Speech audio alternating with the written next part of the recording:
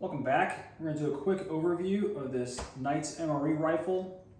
I've done a video about this rifle in the past, made a few little changes and updates to it, and I think it's worth revisiting because this is a very, very cool rifle.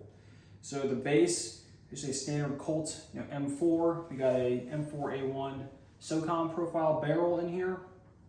It's a little bit of a heavier profile than the standard, and actually in this free float rail from Knight's and 77 grain Mark 262 ammo, so some quality ammunition. I've gotten just about 1 minute, 1.1, 1.2, 1, somewhere in that range with this configuration. So very capable barrel, really only limited by the ammunition and then the handguard that you're pairing it with.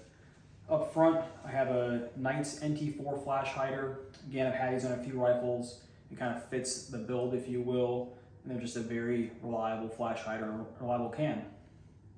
Knight's MRE rail, PEC 2.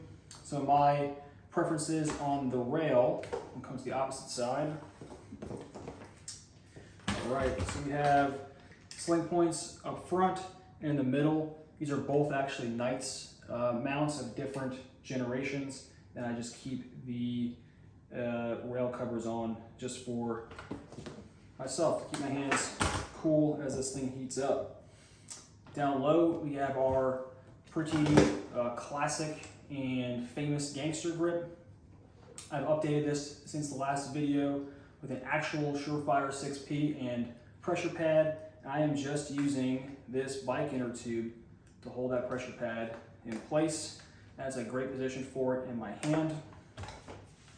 Nothing too crazy on the inside. I do have a Knight's 2-stage trigger. Very reliable 2-stage. I really like it. I think it's a really good combat trigger, especially for what you pay for them now, which is not too much. Up top, kind of like the crown jewel of old school low power variable optics is the Schmidt & Bender short dot. This is the 1.1 to 4. It's a middle hash reticle. It's a nice big bright daylight bright dot. Very, very bright. Kind of disappointing now you see some LPVOs that are not daylight bright.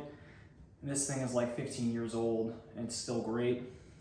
The quality of the glass on this optic is such that even though it is a 1.1 to 4, it still kind of hangs in there with today's optics just because it is so clear. It has such good image quality through it. Some other things about this optic that are pretty neat. You do have brightness settings with on-off between each brightness setting. So you kind of put it at 5 and then off and then go back to 5 with one click. Something that took a while for a lot of other manufacturers to come around to.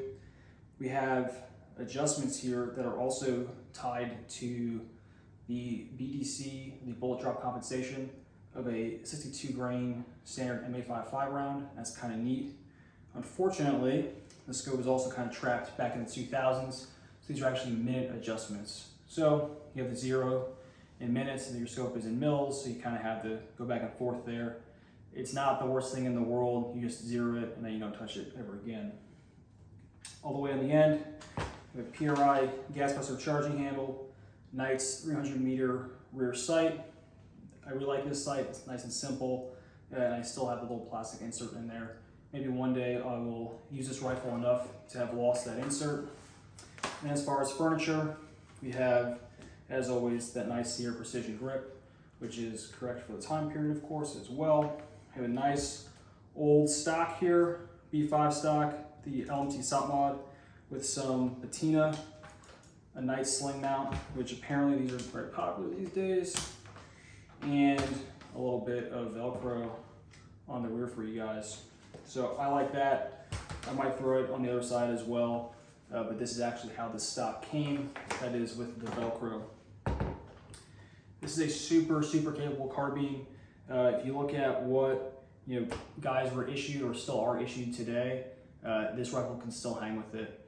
So if I was to walk up to any old Joe from 10th Mountain, and he has his M4 with a aim point on it and a PEC 16 or PEC 15, arguably this rifle is better.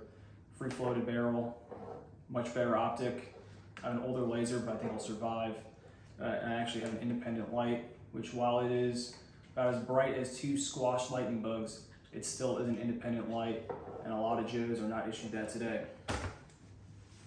I love this rifle. It's a phenomenal setup. It's a super cool piece of history.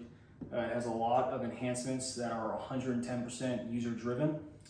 And I think if you want to build something that is a clone, but is still a capable carbine, this is a great way to go.